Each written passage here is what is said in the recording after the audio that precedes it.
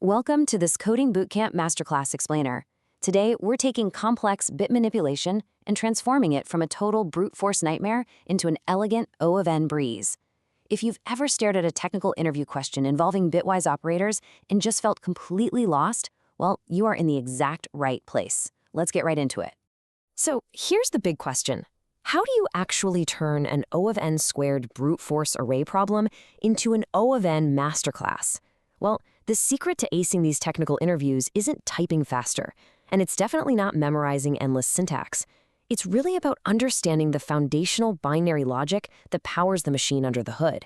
Once you start seeing data as raw ones and zeros, these massive optimization opportunities that were totally invisible before suddenly become glaringly obvious. Here is our agenda for today. 1. Counting bits with Kernighans. 2. Subarray OR equals 0. 3.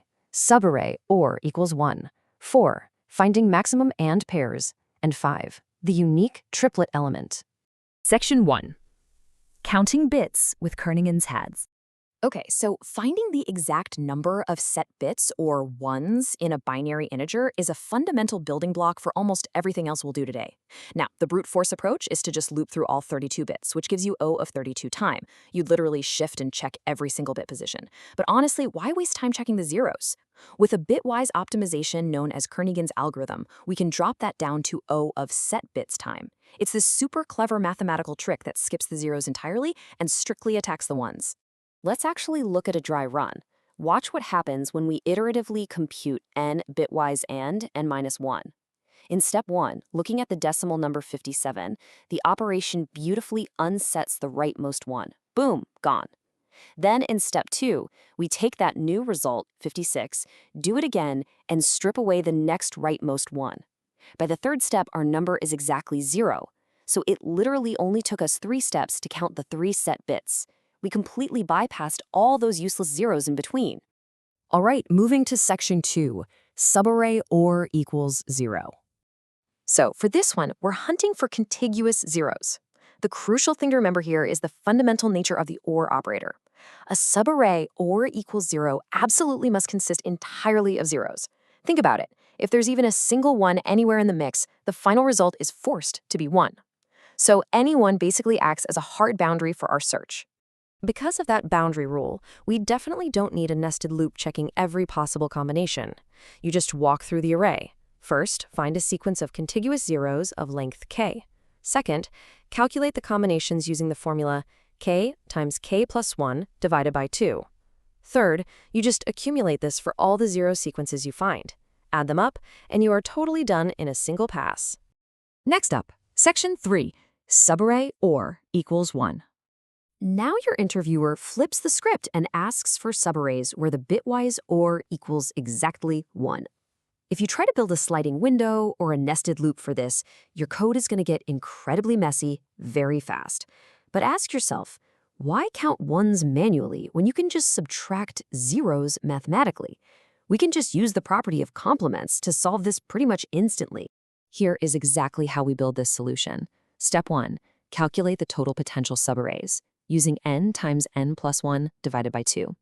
Step 2, calculate the subarrays where the OR equals 0, which is exactly what we just did in the last level. Finally, step 3, simply subtract step 2 from step 1. You take the total possible subarrays, deduct the 0 OR subarrays, and boom, you have your answer for the ones, all computed incredibly cleanly in O of n time. Let's get a bit more advanced. Section 4, finding maximum AND pairs. So you're given an array and asked to find 2 indices where the bitwise AND of their values is maximized. Brute force, nested loops checking every single pair, which takes O of n squared time. That will absolutely fail large test cases in an interview. To optimize this to O of n time, we have to completely flip our thinking. Instead of looking at pairs of numbers, we use iterative MSB to LSB filtering.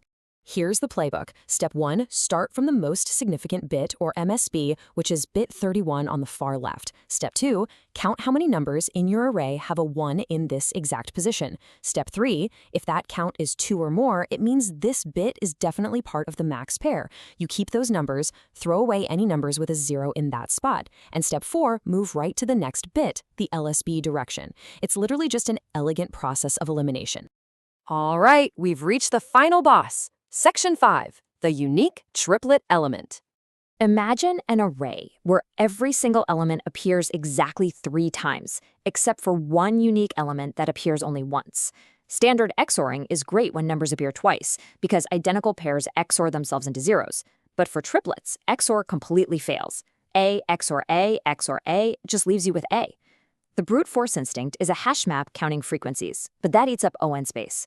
Our bitwise optimization, modulo arithmetic on bit sums, which uses a beautiful O1 space.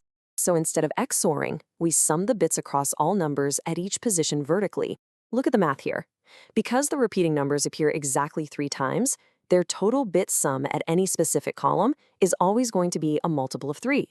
So if we take that sum and apply a modulo 3 operation, the multiple of 3 gets perfectly wiped out.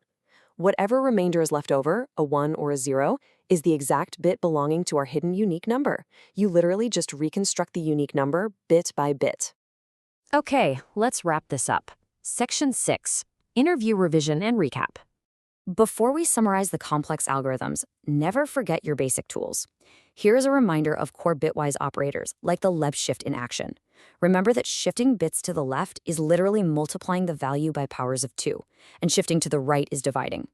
Checking, setting, and shifting bits is the foundation of everything we've done today. If you aren't perfectly comfortable with these shift operators, none of the higher-level optimizations will really make sense. And here is your ultimate cheat sheet for this explainer. Kernighan's algorithm unsets the rightmost bit iteratively. For subarray OR equals 0, find contiguous zeros and use the k times k plus 1 over 2 formula. For subarray OR equals 1, take total subarrays minus subarrays with OR equals 0. For maximum and, filter from the most significant bit down to the least. And for the unique triplet, sum the bits vertically and apply modulo 3. When you see array logic puzzles, you should immediately be checking if one of these 5 patterns can bypass a nested loop. So you've successfully conquered the ON bitwise climb, but what brute force algorithm will you optimize next? The tools are officially in your hands now.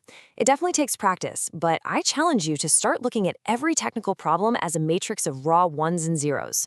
Always ask yourself, how can the binary logic do the heavy lifting for me? So keep practicing, keep optimizing, and I'll see you in the next explainer.